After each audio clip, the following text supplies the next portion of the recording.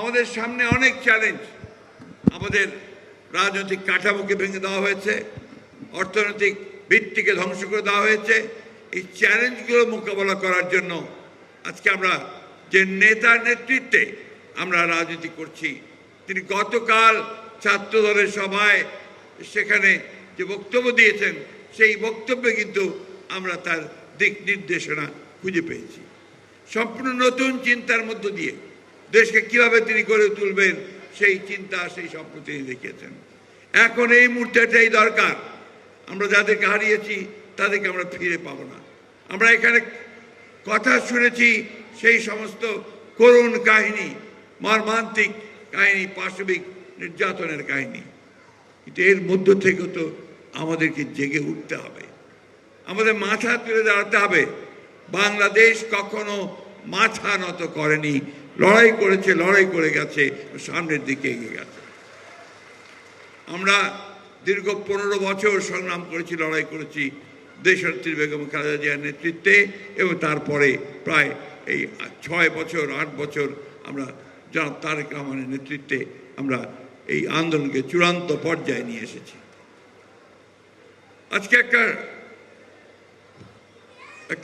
একটা ষড়যন্ত্র চলছে, একটা চক্রান্ত চলছে যে দেশে আবার একটা অস্থিরতা সৃষ্টি করবার, দেশে একটা ষড়যন্ত্র তৈরি করবার, যেন বাংলাদেশে গণতন্ত্রের ট্রানজিশন সঠিক মতো না হয়। কিন্তু আমরা এটা বিশ্বাস করি যে বাংলাদেশ জাতীয়তাবাদী দল, যুবদল, ছাত্রদল যতদিন তারা টিকে থাকবে, ততদিন এই দেশে এই গণতন্ত্রকে ধ্বংস করবার কোনো শক্তি কখনো জয়ী হতে পারবে না। আমি বক্তব্য দীর্ঘ করতে চাই না, আমি শুধু এই কথাটুকু আপনাদের সামনে বলতে চাই যে আমরা লড়াই করেছি, আমরা রক্ত দিয়েছি। আমাদের নেতা, আমাদের প্রতিষ্ঠাতা শহীদ প্রেসিডেন্ট জিয়াউর রহমান এই দেশের স্বাধীনতা ঘোষণা করে আমাদেরকে একটা নতুন দেশ, ভূখণ্ড দিয়েছিলেন। আমাদেরকে 1975 সালের পরে তিনি সংস্কার করেছিলেন রাজনৈতিক কাঠামোর, একদলীয় শাসন ব্যবস্থা থেকে বহুদলীয় গণতন্ত্রে নিয়ে এসেছিলেন। এই শহীদ প্রেসিডেন্ট জিয়া রহমানই আমাদেরকে মুক্ত বাজার অর্থনীতির দিকে নিয়ে গিয়েছিলেন, সংবাদপত্রের স্বাধীনতা দিয়েছিলেন। দেশনেত্রী বেগম খালেদা জিয়া তিনি প্রেসিডেন্সিয়াল ফর্ম অফ গভর্নমেন্ট থেকে প্রাইম মিনিস্টার ফর্ম অফ গভর্নমেন্টে নিয়ে এসেছিলেন এবং অর্থনীতিতে নতুন প্রাণ সঞ্চার করেছিলেন। তখন বাংলাদেশকে বলা হয়েছিল ইমার্জিং টাইগার। আমরা আজকে আবার এই দেশনেত্রী বেগম খালেদা জিয়ার নেতৃত্বেই সেদিন পার্লামেন্টে তত্ত্বাবধায়ক সরকারি বিধান সেদিন সন্নিবেশিত করা হয়েছিল।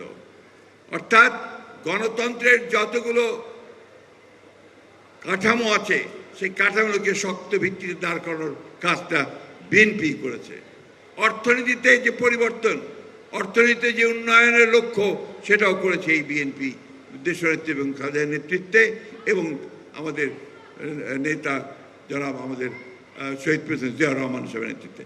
আমরা আশা করছি আমাদের নেতা তারেক রহমান সাহেব আমাদেরকে যে পথ দেখাচ্ছেন, যে কথাগুলো বলছেন অর্থনীতি সম্পর্কে, রাজনীতি সম্পর্কে, তিনি দেশের সামনে যে স্বপ্ন তুলে ধরছেন, সেই স্বপ্ন শুনে আমার একটি কথাই মনে হয়, মার্টিন লুথার কিং এর সেই ঐতিহাসিক কথা, I have a dream, Tarique Rahman has a dream.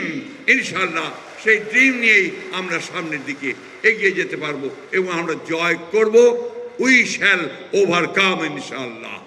আসুন আমরা পরস্পরের সঙ্গে কাঁধে ছড়াছড়ি না করে, আমরা এই যে একটা সুযোগ পেয়েছি বাংলাদেশে আবার গণতন্ত্রকে তৈরি করবার, বাংলাদেশকে আবার অর্থনৈতিকভাবে সমৃদ্ধ করবার, আসুন সবাই মিলে একসাথে কাজ করে আমরা বাংলাদেশকে সেই দিকে এগিয়ে যাই, মাথা উঁচু করে দাঁড়াই এবং ইনশাল্লাহ আমরা সফল হব।